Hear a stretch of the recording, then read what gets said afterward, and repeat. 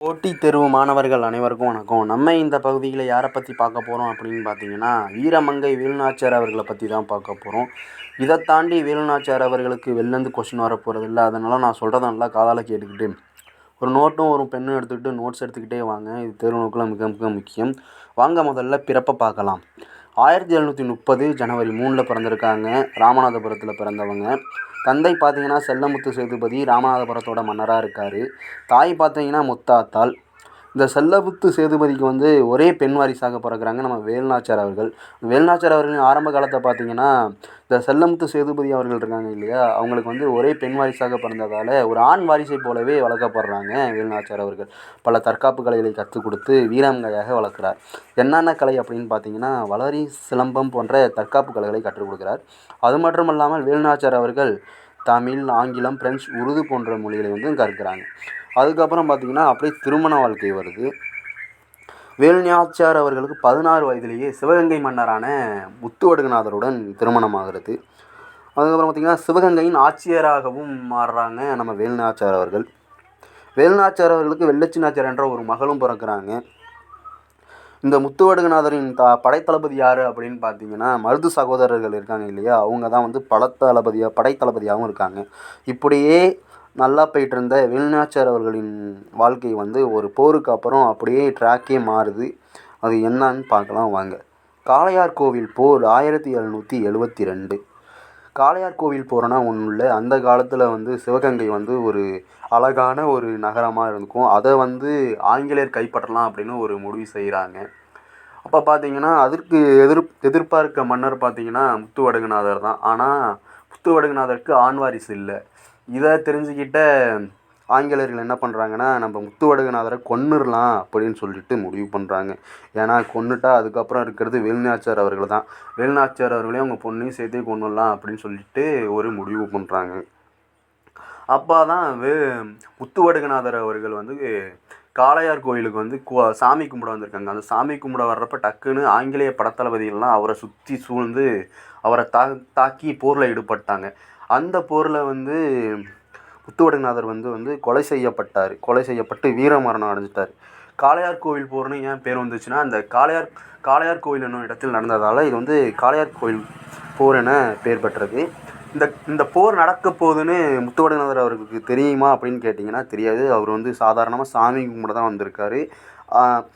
எல்லாம் ஆங்கிலேய படைத்தளபதிகள் எல்லாம் சுற்றி வளைச்சி அவரை போரிட்டு கொன்னுட்டாங்க. காளையார் கோவில் போர் 1772 காளையார் கோவில் என்னும் இடத்தில் முத்துவடுகநாதருக்கும் ஆங்கிலேய தளபதி பஞ்சருக்கும் போர் நடந்தது. இதில் முத்துவடுகநாதர் வீரமரணம் அடைகிறாங்க. போர் நடந்துக்கிட்டே இருக்குது. அதுக்கப்புறம் ஆங்கிலேயர்கள் வந்து இன்னொரு முடிவும் பண்ணுறாங்க.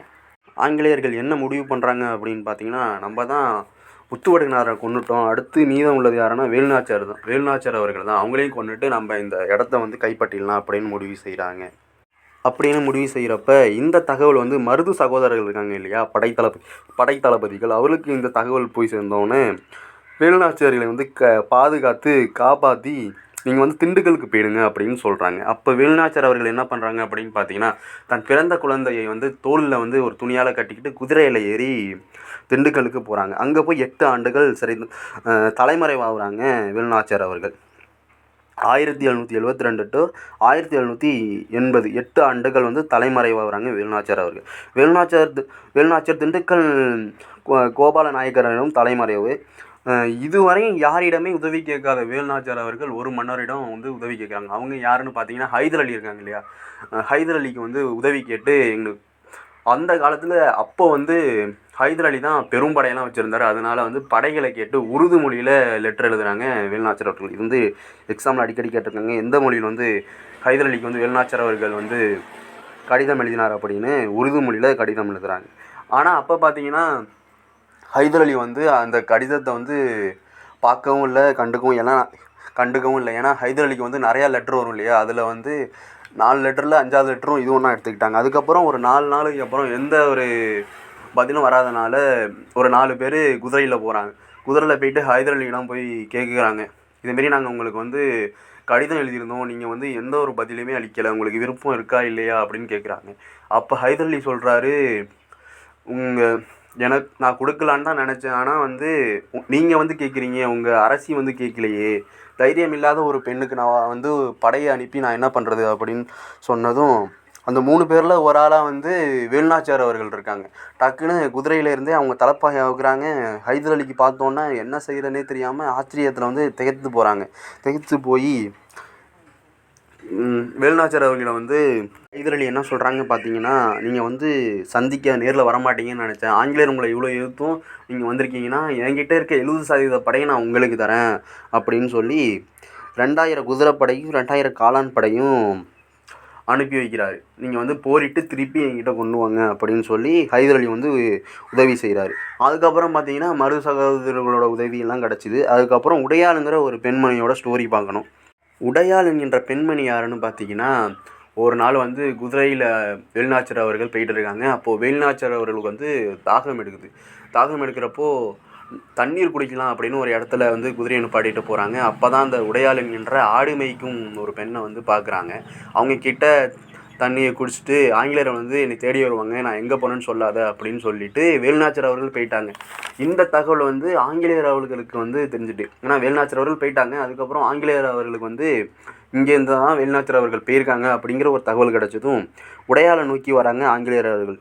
ஆங்கிலேயர் அவர்கள் வந்து கேட்குறாங்க உடையாள்கிட்ட, வேலுநாச்சியார் அவர்கள் வந்து எங்கே போனாங்க, எந்த சைடு போனாங்கன்னு சொல்லு, அதான் உனக்கு தெரியுமே அப்படின்னு கேட்கவும், நான் வந்து சொல்ல மாட்டேன், நான் எப்போதும் என் அரசியை வந்து நான் காட்டி கொடுக்க மாட்டேன் அப்படின்னு அந்த உடையாள் என்கின்ற ஒரு பெண்மணி வந்து சொல்கிறாங்க.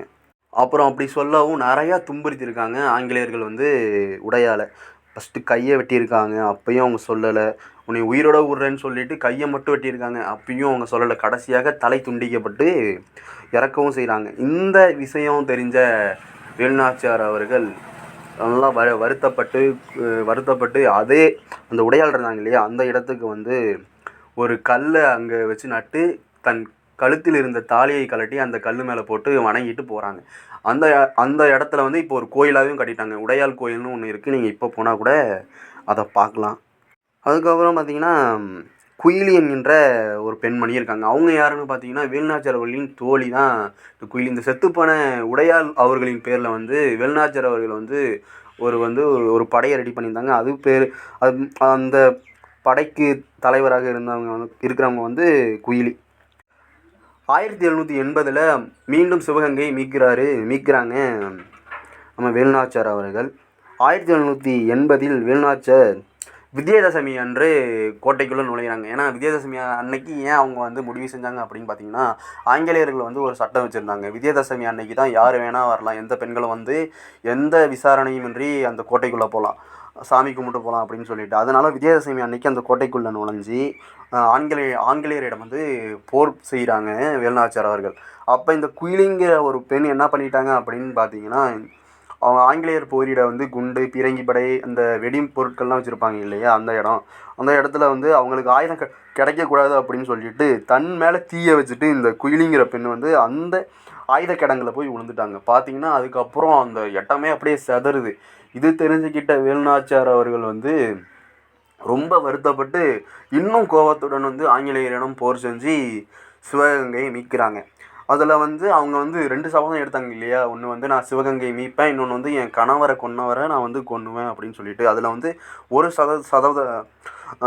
இதை வந்து காப்பாற்றிட்டாங்க. இன்னொன்று வந்து கணவரை கொன்னவரை வந்து கொல்லணும் அப்படின்னு முடிவு செஞ்சாங்க இல்லையா, அந்த கணவரை கொண்டாங்க இல்லையா, அந்த தளபதி வந்து என்ன பண்ணுறாருன்னா வேலுநாச்சியார் அவர்களின் காலில் விழுந்து மண்டிக்கிட்டே இருக்கார், நீ விட்டுருங்க அப்படின்னு சொல்லிட்டு.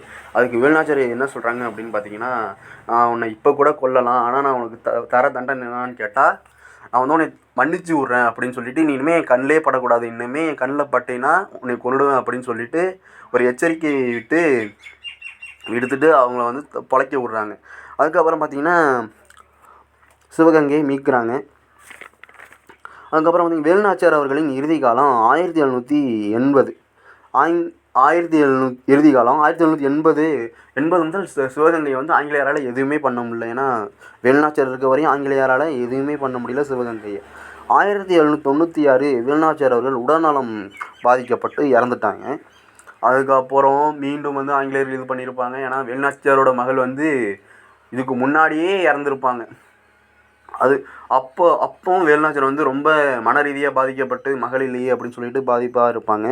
அதுக்கப்புறம் பார்த்திங்கன்னா தேர்வு நோக்கில் முக்கியமான பாயிண்ட்ஸை பார்க்கலாம். அடுத்து 2008 டிசம்பர் 31 அன்று வேலுநாச்சியார் நினைவு தபால் தலை வெளியிடப்பட்டது.